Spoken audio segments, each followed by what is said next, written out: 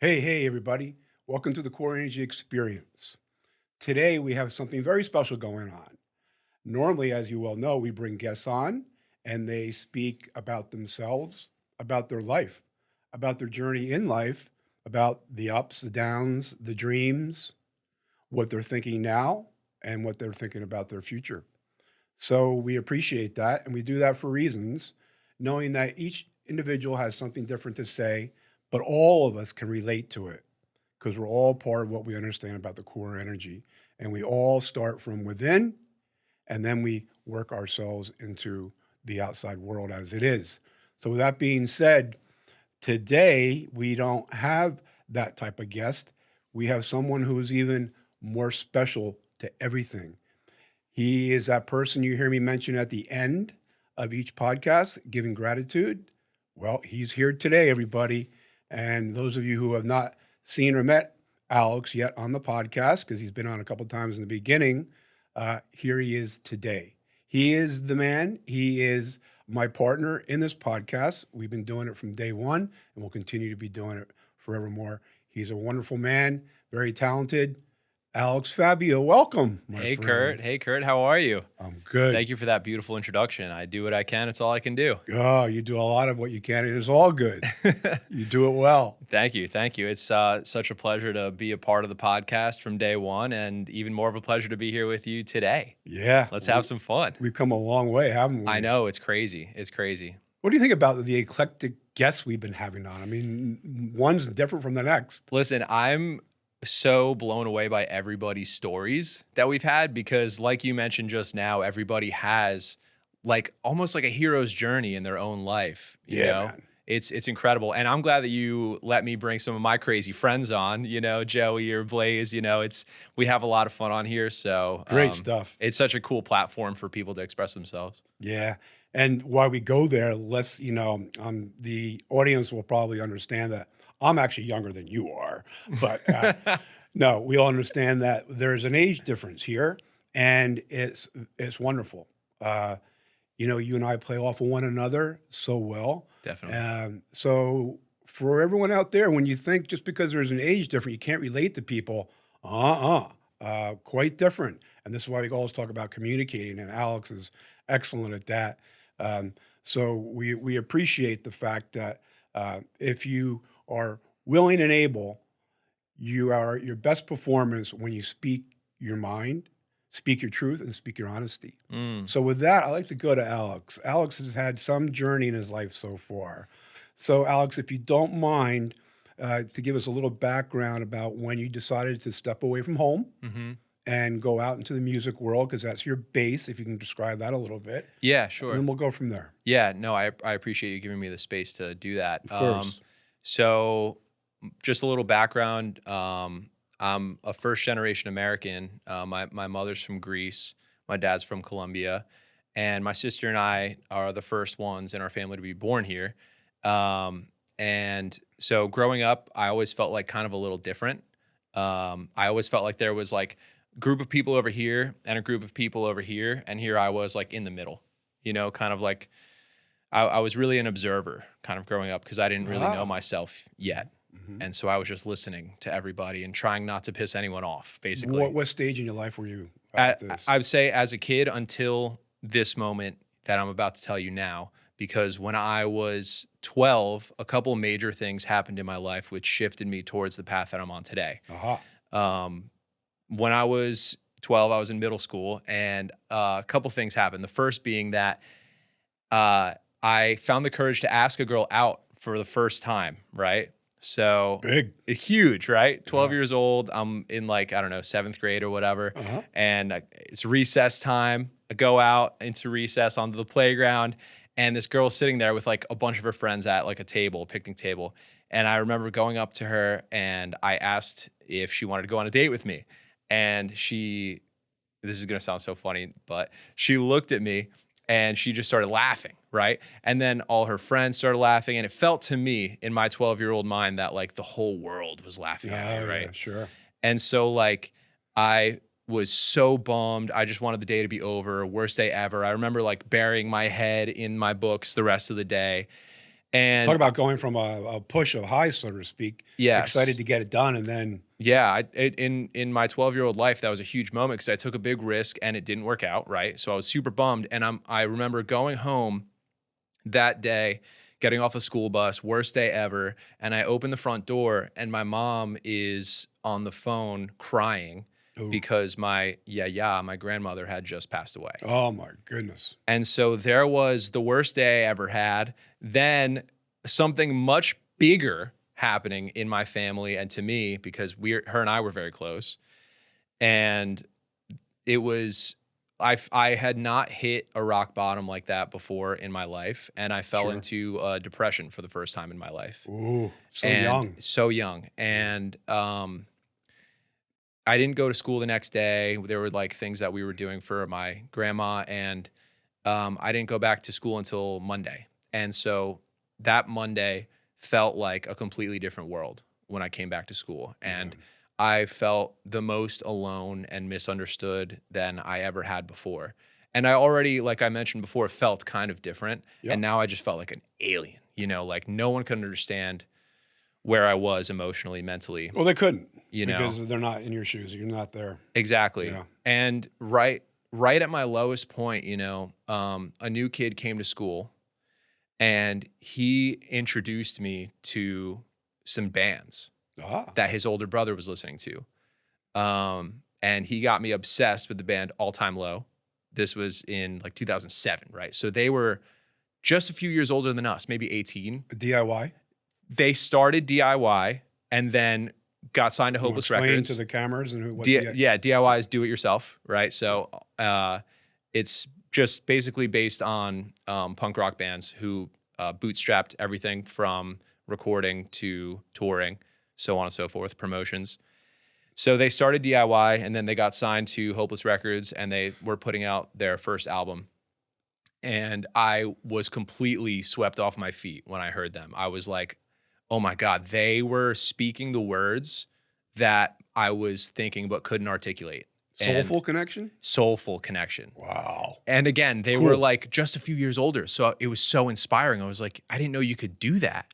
You know, it felt like my music. It wasn't my parents or my friends or my Love it. relatives. It was my music. Love it. Yeah. And so I immediately became obsessed. I watched every video on YouTube, da da da da da.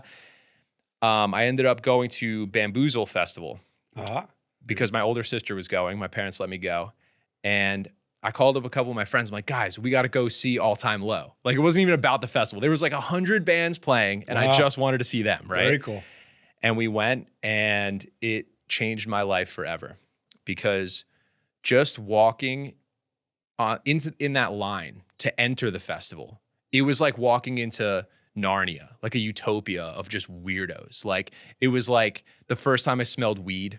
I just saw people just openly smoking weed. I was like, what?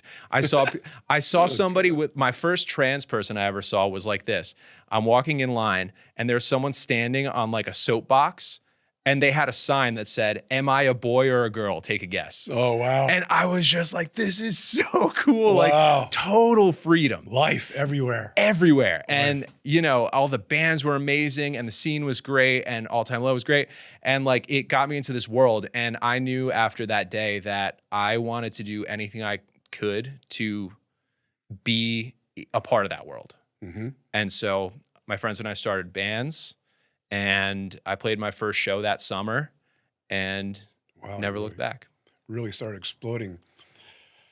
So, a couple things here. I'm glad we're bringing up experiences today because, as we well know, in core energy experience, we do talk about a lot of the core energy, and people talk about their experiences, which help trigger all of the understanding of the core.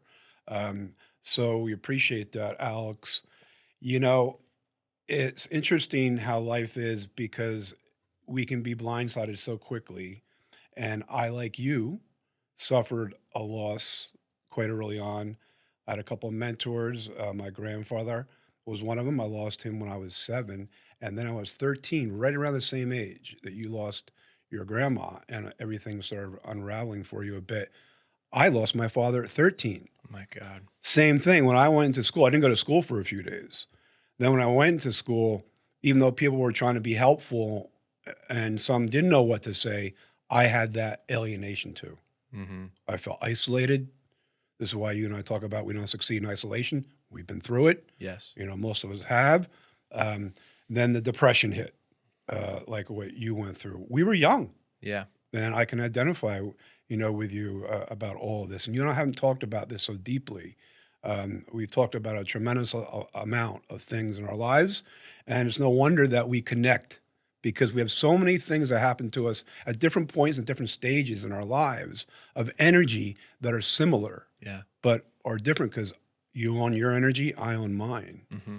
So music became, I was an athlete, so I buried myself in the athletic world, but that wasn't enough. Music was it for me. Um, Growing up in a household of five, I was a middle, and two older brothers that were much older in the 60s. They were born in the 50s, and of course, a 60s child, and I was behind them. So I would, what's all this music? All the rock and roll. I want to go there with you. I just want to finish my thought about it, and that helped save me. Wow. Music helped save me. Yeah, still to this day, it helps save me, and Yeah. we'll talk about this a little bit more. Could you explain to the audience, being so in depth and understanding in the music world and so prolific that you do many things, sound studio, creativity, uh, you and your wife, photography, but anyway, um, music as you know it, and I don't want to say too much because I'll ruin the chronological time order and whatnot. It started with the Hmm. blues and the rhythm. And then we walked into the rock and roll era, Hmm. and then we moved forward. Could you walk us through the different eras to this date? Hmm. And if you will, I'm going to stack the question. If you will, give us a little of your personal understanding of what that's meant to society and your personal touch as well. That's awesome. Thanks for asking me that. It's Yeah, so there's a cool. lot in there, but I've never been able to kind of like unfold that. So that'll be really cool. I'm gonna take you through basically just what I know best, which is punk rock. And that came about, like you said, rock and roll was the biggest thing ever, it right? still is. Why is it still so prominent? The 60s and the 70s music. It sounds so otherworldly, and yet like it feels like simultaneously like it's the cosmos and the dirt. Like that's so So the dirt's special. kind of like the remnants from the blues, yeah? Exactly, exactly. It's pain. And then the rhythm comes in, Yes. and that's where the hard rockers started finding it? Well, so there's obviously like a lot of debate where punk rock was started, but the way I know it is that it was in the 60s, late 60s, in Detroit. We're talking the MC5 and the Stooges Right. were two of the most notable from that scene. Why And Detroit? probably because it was shortly after industry started leaving Detroit. Yeah, the automobile industry. Yes. Yeah. And the blues and punk rock both are types of music of sadness, pain, anger, Yeah. poverty, all those things tie in. And so what made punk rock really interesting was that it carried at a time where rock and roll was becoming very commercial. Punk rock held the essence of those emotions that I just described Uh-huh. because it was being played by people who couldn't even afford to buy good guitars, who didn't really know how to play. Right. So that was their version of rock and So a roll. lot of it was done by phonics, not by reading music or writing Correct. music? Correct. Most of it was done by playing along to records and being like, that's close enough. I think I can play this song. Got it. You know? Mhm. And that goes for guitar, bass, drums, vocals, right? It's you have that rawness. And that's their soul's expression, trying to do their best. And a lot of people think that, punk rock is like intentionally maybe sloppy or something like that. But really it's just it carries that original expression of human emotion. Do all the genres still carry some of the blues in it? Not all genres, no. Um, I'll- But punk, you mentioned, it still has that grind to it, that grinding sound. yes, it does. Punk, there have been times where punk did stray away from blues. There, even now, a lot of rock music strays away from the blues. Like Um, what? So we can get an idea. I mean, metal is the opposite of blues.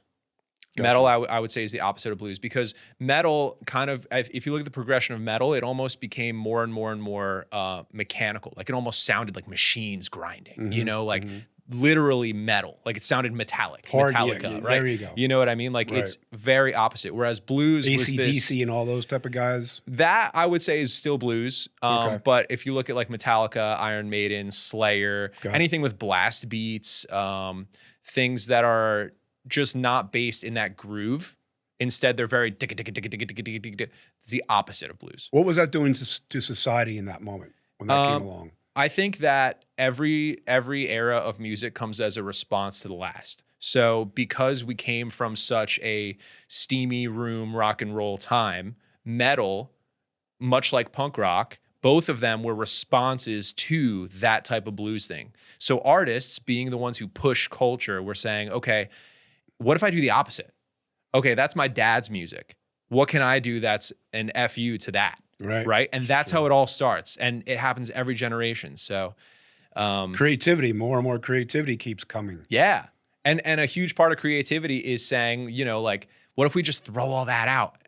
You know? Ballsy. And there's two different ways to go about it. You can build upon what's there, or you can try and start something totally opposite. Right. So basically, long story short, you had punk rock, which is where the DIY ethics came from. People like Black Flag, they basically were sleeping in like a bombed out church, stealing food from fast food restaurants. So and I didn't realize living the on the DIY road. started there. Yes, in the 80s. In the punks. 70s and 80s, probably 70s, but Okay. the punks really started to like push that as a lifestyle, and that's where you got like Discord Records. They were putting out their own records for the first time anyone had done it, and they were somewhat commercially successful. I mean, not by like mainstream standards, but they were living off that. It was insane, and they never signed to a label. Ian MacKaye has never signed. He's only held his own work. Smart. Yeah, and In hindsight it was now. in hindsight, right? But at the Yeah. time, he was 1 gig away from living on the street. Yeah, so he couldn't. Yeah, I get it. He didn't commercialize it, so to speak. He tried, you know, because on his own. Yes, on his own. To Correct. hold his own intellectual property. Yes. Monies. Yes. Etc. Yes. And really, no one wanted to sign it. I mean, like there were maybe Did they times in the 90s. squeeze him out, or did he squeeze himself out? That's like, which came first, the carriage or the horse? Well, this is the coolest thing, and this is how I feel about Turnstile. Just won a Grammy the other night, and they came from hardcore. And Yeah. this is what Ian MacKaye did: was mainstream ended up coming to him. Aha. Took a lot longer, but mainstream came to him. And then you see in the 90s, punk rock is respected as a mainstream thing, which is where you get grunge from. Right. So like Iggy Pop suddenly is a star in the 90s when he was in the Stooges and they were broke. Nobody cared back in the 60s. Cobain. Cobain was obviously the poster child of this explosion. So he became the most famous of all of them, right? You could say. Did he come in the middle of it? I mean, because you mentioned names in the beginning. We didn't hear that name. Cobain was in the 90s. So Right. that is where the commercialization of punk rock hit its ultimate peak, Got it. I think. Got it. And after that point, like any art form, once it's perfected, it simultaneously dies. It can never be done again. How profound is that? I fully believe that. Because you and I talk about being in the moment all the time. This is part of the core. Yes. You know, Everything that came after that was basically just ripples of what already had been. And so love that's that word, ripples. Yeah. Right. Well, that's how music works. I mean, especially with the industry side, they try to do what's profitable. So everyone wanted something that sounded like that, or something they could sell like that to the listeners of Nirvana or something like that. But Right. it didn't have the same essence. Mhm. So that was kind of the apex of punk rock. And then you had pop punk, which is kind of more my generation. So that was like Newfound Glory, Taking Back Sunday, stuff like that, which was now in the 2000s, late 90s, early 2000s. What triggered that? What precipitated that culture? So again, is the music speaking for the culture, or is it also helping culture move forward in time? Because you musicians, photographers, whatever, artists are so creative. Thank you. And the forethought is always there. Yeah, I think it's both. I think it's both simultaneously. It's a paradox. It's one of those great paradoxes of life where life imitates art and art imitates life simultaneously. So we're manifesting reality as we go. Yeah. And, you had Descendants who were pop punk. Ramones arguably were like the first famous pop punk band. Oh, they're huge. They're all over New York City, I mean, they were LA. doing, exactly. It was bubblegum melodies over ridiculously fast beats Yeah. and punk rock style. So that basically started it. But once Nirvana hit, it was like a whole nother thing. So that in the uh, late 90s, early 2000s, a lot of underground stuff was pop punk. So that's what I got into, you know. And All Time Low, like I mentioned, the one that broke my mind when I heard them in Yeah, 2007, so interesting. they Yeah. were then about to put out their first album. So they were like the new wave, and it was really positive. I really enjoyed that wave when I was a kid because it was really positive and self-expressive, whereas a lot of punk and alternative stuff and grunge was very negative Yeah. before that, Yeah. which is a great emotion to express as well. But the positivity spoke to me because I really needed it then. Uh-huh. And that set me on a path to put positivity in my music forever. And in your life. Yeah. I mean, we've known one another long enough now, and we're quite intimate, and a lot of things we've been doing here, Alex, and that is so true. You resonate with higher energy, that anabolic energy. And when something comes in your life and you're forced to pause or, work with the lower line energy, that, the catabolic, as we talk about, you're very good about coming in and out of that quickly. Thank you. Well, you have to know lows to get highs. You know It's what I so mean? true, isn't it? You have to, and that's what I learned from touring. Yeah. To go back to your original question, basically, I stepped out on my own at 17, jumped in a van with So a bunch of young. my friends, and we started doing the Black Flag thing and just living off the road. And it was absolute insanity. And from that, you get the highest of highs, but the lowest of lows. You know, Murphy's Law. Anything that can happen will happen, right? It's so true. And It's behavioralism. yes, Again, that's part of what you identify with the core energy. yeah.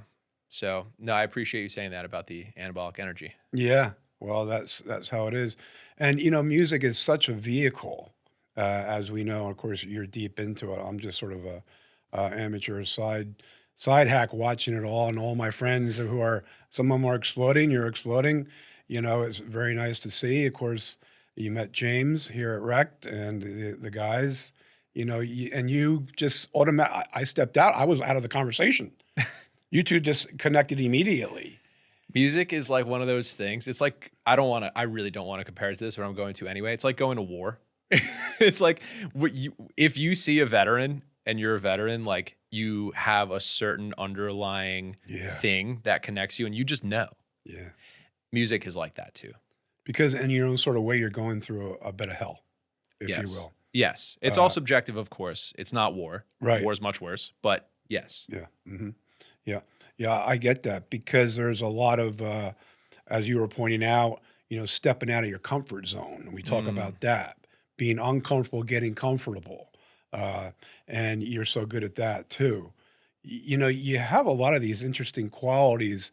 Now, when you and I talk about experiencing death at such a young age, not many people have stories like you and I have about that. And, it's a connection. That's another one of our connections because there's not many people that we know that have experienced similar trauma, untimely events. You and I learn at a young age to recover. But we also learned in order to do that, we needed to accept the energy of what was and is now gone. And now we're out on our own. Even though we're already born alone, on our own, I should say, pretty much, we start to matriculate and learn through our stages. But at 12 and 13, those stages aren't meant for drastic loss from people that mean so much to us. So with that, we all go through these troughs in life that we find everyone has their own stories, and we keep saying that because it is just that. It is part of their journey, part of your journey, part of my journey was having to go through those trying times at such a young age and find out what the hell. I became angry. The depression became anger. And I had to fight anger for many, many years. And still when it pops up, I know how to deal with it better now, in and out. And we've always talked about that with the core is, okay, it's the awareness, the acceptance coming in taking it, working with it, and saying, okay, you know what, we're done because time's here and we're going to keep moving along with time. Right. You don't want to stay in that cortisol dump. No. And, back to the music. So when I would go out and play contact sports, I was almost violent at times. Certainly, if someone hurt me by accident in a contact sport, I took violence. Um, Never harmed anyone with intent, but it was a means of getting my anger out. I didn't know how to release my anger. Mm-hmm. Did you do that through music, or did you carry anger from it? Yeah. It's interesting because you talk about how a little bit earlier before you got to the anger, you talked about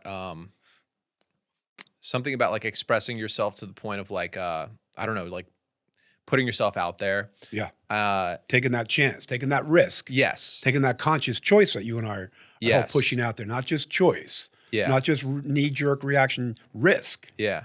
It's I held anger, of course. And for me, like playing live for whatever reason was my sport. And so like I get it was that. because it's very physical, and especially in the music we played, it was very fast and a lot of times angry. It's demanding in every way, right? Yes. It's And in the moment, got to take that energy, yes. keep going, keep resonating high. Then you Yes. do your riffs and they change. Yeah, and at first I was just a guitar player. Like I was only playing guitar, which I thought was my calling. And then at 15, I became a singer because we had kicked out the singer of our band, and we had personal issues or whatever, and we had a show coming up, so I knew the words, so they were like, you should sing. So I was like, I'll try. And I was awful. I mean, I was really bad, like awful. And it took me a couple years. But that's what your voice is saying you. That's what your inner critic saying. It's what it was. It was not good. Oh, these are facts upon It's facts? a fact. But that is, you have to suck to get better. Yes. At anything that you do, you have to suck. But if you stick through with sucking, that built the most character for me than anything. The first few years of performing live was nonstop repetitive embarrassment. And I was putting myself through it time and time and time again to the point where I could not give a shit what anyone else thought. Good for you. And that's how I was able to do what I've done, the past decade. That's growth, right? I mean, that little bit of saying, screw it, everybody. Yes, screw it. I'm gonna be I Alex. suck. Screw you. You know, like, and it I was know great. I suck, but I'm going to take care of that. Exactly. You can't take care. You can judge me all you want and say all this shit. Yeah. But I'm not listening. That's noise. That's we talk right. about that too. That's right. And I knew I had a bigger picture mindset. I was like, I want to get better at this and be the bands that I look up to. I want to be that guy doing that thing when I'm 20. Yeah. Right. I was like, okay, I might be 15 and awful now, but in a few more years, I can get better. And so we just kept pushing it in everyone's face. And me and Freddie, I mentioned it before, like we had many bands and we did that with many different people. And, it was, we would take it on the road. And like when no one would book us, we would book ourselves by talking to bands on Facebook that were just as small as us. And we would say, hey, XYZ band in Michigan, we brought up before. We'd be like, hey, Detroit, you're a band in Detroit. If we want to come to Detroit on July 7th, right? Yeah.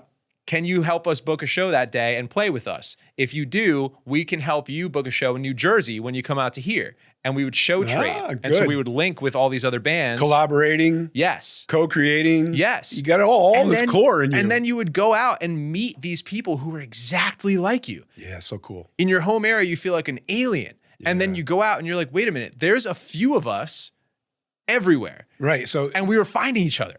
to your point, when we're in our own neighborhood, that's just it. Yeah. We're sort of in a little cocoon. Yeah. You can just go right around the corner and be in a different neighborhood. Yeah. To your point, and find people that are your neighbors. We say that a lot too. Yeah. You and I push that out. Just because we're not physically next to one another, it doesn't mean that we're not connecting and we're not neighbors. That's sort of that saying, yeah, we're close friends. It's like that friend you hardly ever talk to, but when you see or you get on the phone with them, instantaneously. Yes. It's that connection. That's exactly right. It was like meeting people like that in every state around the country. That's Whether great. it was one person, a few hundred people, whatever it was, like. Different cultures you're learning about Yes. at such a young age too. Yeah. So touring and just playing shows, playing Mhm. really on stage, like raised me in a certain way. It toughened me up in a way and like allowed me to like decide that what I was saying was worth listening to. Um, We all have value. and we all have value. We know this, right? Everybody has value. Isn't that the beautiful thing of life? Yeah. So I want to mention, and of course we hear this saying all the time, is never give up. That's what you and Freddie were doing. Interesting at such a young age, you're able to say, well, you know what? This is going to take time. That's processing. We're not generally geared for that at such a young age. Everything's quick.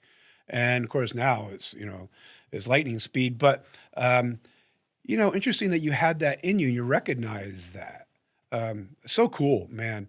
Let's go to music where it became operatic a bit. So we touched upon the rhythm and blues, the rock and roll a bit. Of course, the DIY came in, and then the grunge, and then sort of Renaissance was a rock group in the '70s that did sort of, and the Who did it too. That more of a orchestra Hmm. than just seven instrumentals up on stage. I or see what you're something like saying. that. Yeah, You yeah. know where I'm going with it? Hmm. And then, of course, there were other artists that came way out and they started doing movies. But the symphonic music, the Hmm. orchestrated music, tell me when that kind of came into the music life and what you think precipitated that. Hmm. Well, I don't know exactly when it did, but I will tell you kind of my feelings on it. I know that there was Like some, Freddie Mercury, look what he did. yeah, You know, and there was some orchestral stuff happening in the '70s. Definitely, Led Zeppelin had a lot of orchestral influence. yeah.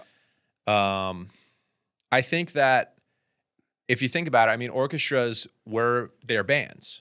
They just have many different pieces. So orchestras were out there Much before, decades before, hundreds of years before. right? Centuries, correct? Yes, Yeah. and So that was that collaboration. so what made rock and roll so interesting was that, like, aside from the blues basis, even if you were playing like Led Zeppelin, they played a lot of orchestral stuff, but with four people. right, And so, like, with the power of the electric instruments and those big drums and a crazy powerful vocalist, that was semi-operatic in times. right. Because it used But to in a be the blues sense, woofer, the tweeter, and well, yeah. In an opera or in an orchestra, you have like 20 pieces, maybe, right? But in a band, you have maybe four. right, And so I think like it was almost like to me, it almost feels like you should respect this. We can do this with four people. It's like, look, we're playing a classical piece with an electric guitar, couple vocalists, a bass guitar, drums. Like, that's so powerful. I remember I saw the Chili Peppers a few years ago at MetLife Stadium, cool. and there's just four people on a small stage with tens of thousands around them. And that's the thing with a band, with a rock band, is it's just a few people and they're making those sounds. Like, Yeah, it's there's amazing. How can 4 people make sounds like that? It's more like 40 people making sounds like Exactly. that. And that's why I think rock bands are so cool and the electric instruments are so cool, because it really does maximize what just a couple people can do. Mhm. So I really don't know the history of the orchestral relationship with rock music, but I think they've always been intertwined because music builds on top of itself. Mhm. And in some sense, some of it is one and the same. Sure. No, I Es- get that. Especially for like some of the darker gothic music, Black Sabbath and stuff like that. Like I said, Led Zeppelin, like that hard rock was very orchestral, Right. even if they weren't using those instruments. Yeah.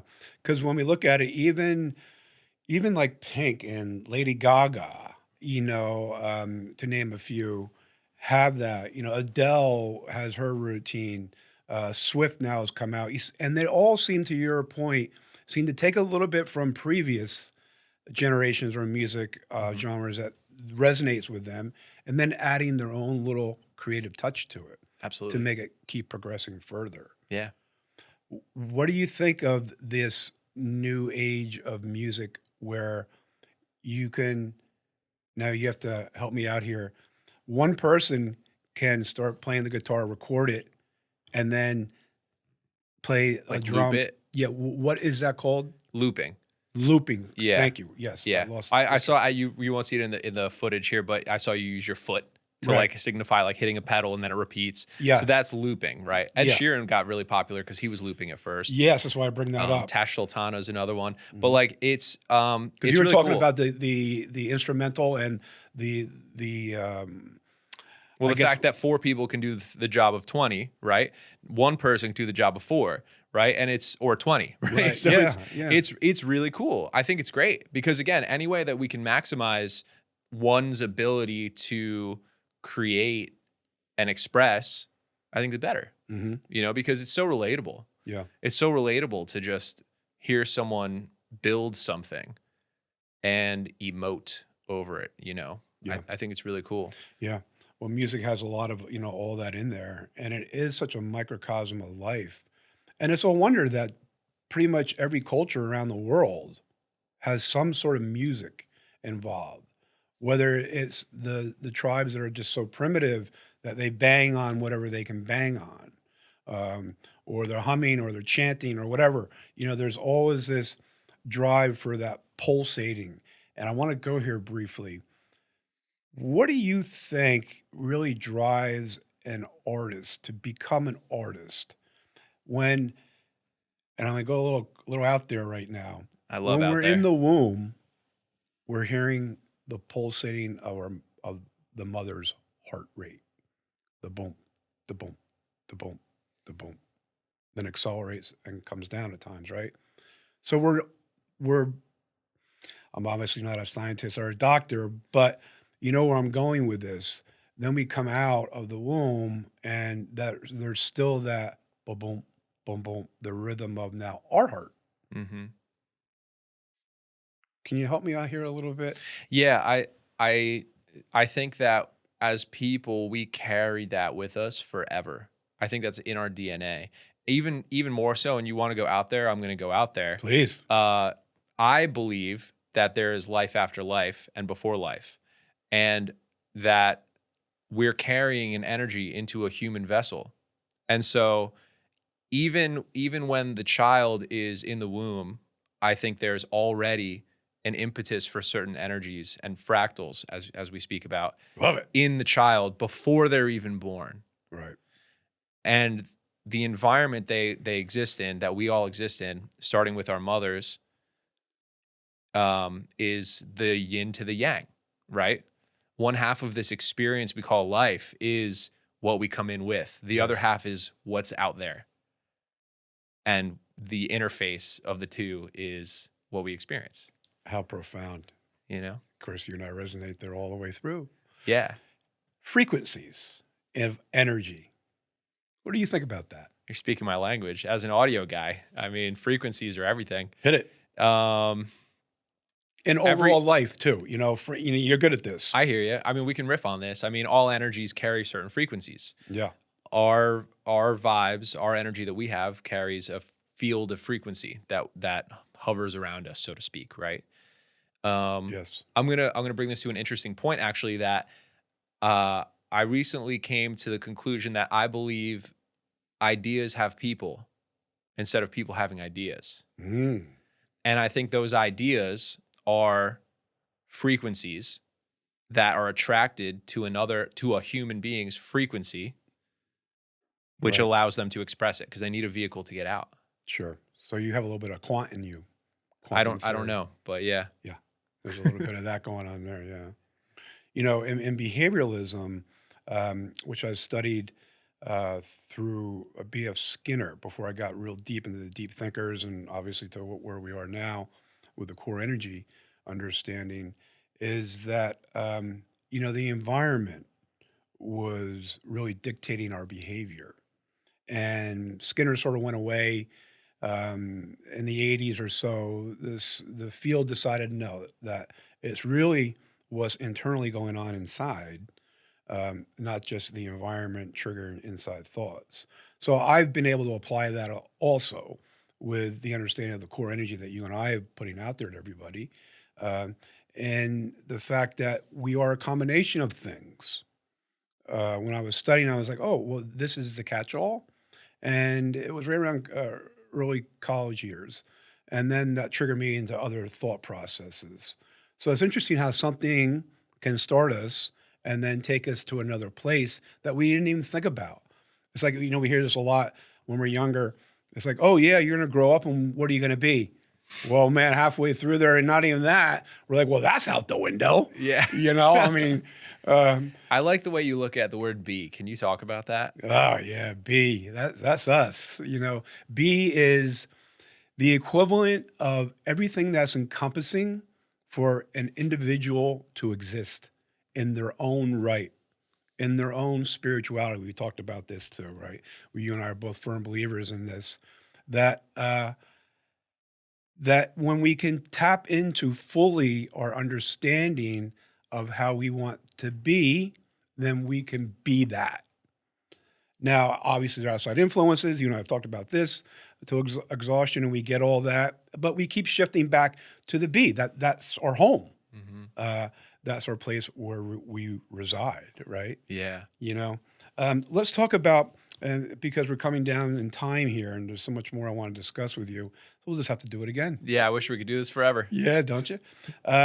Let's talk about how people orchestrate themselves, because now we put a foundation in about what music can do for us, and everyone has some sort of, understanding of what music means.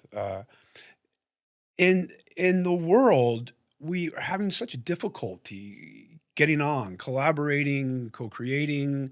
Um, there's a lot, as you well know, and it's concerning. Um, what do you think?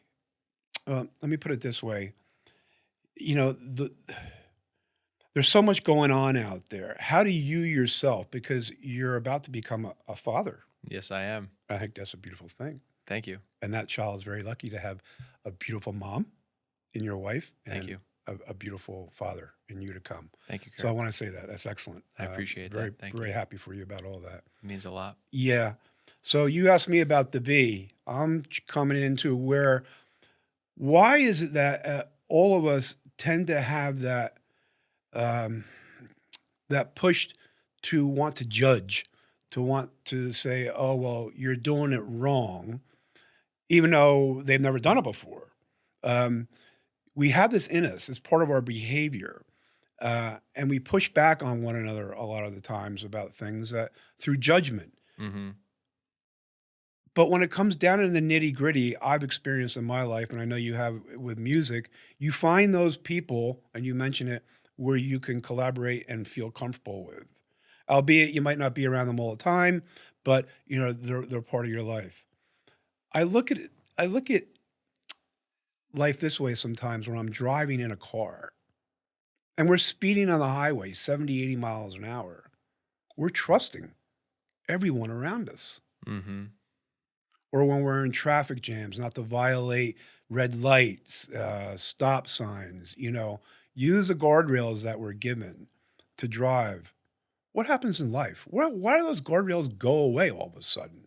Here we are speeding around town, highways, country, flying in, confined apartments in the air, together, going places, doing things. But then we find time to not enjoy one another and appreciate that, but to go the other way and be critical and to judge. Yeah.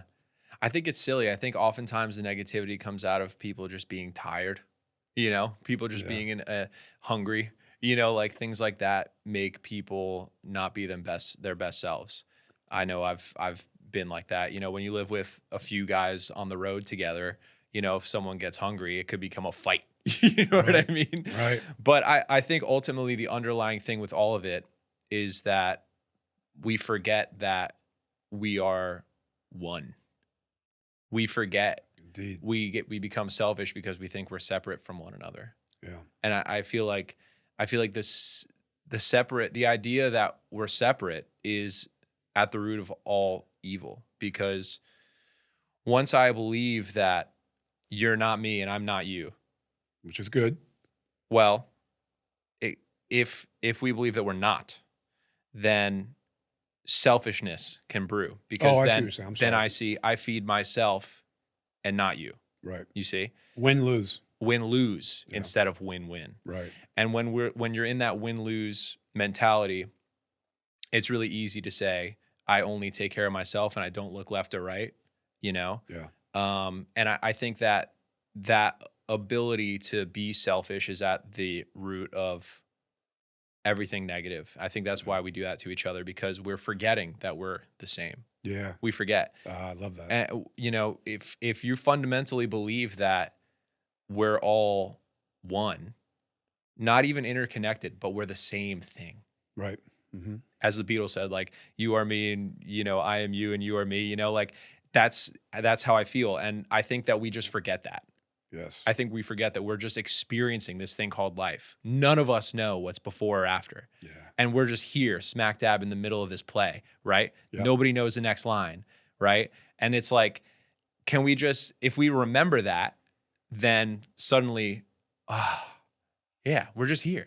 Let's figure it out. Let's work together. Just be. Just be. Just be. Yeah. We forget that sometimes, though. And I think that's where we snap at each other. Yeah. Yeah.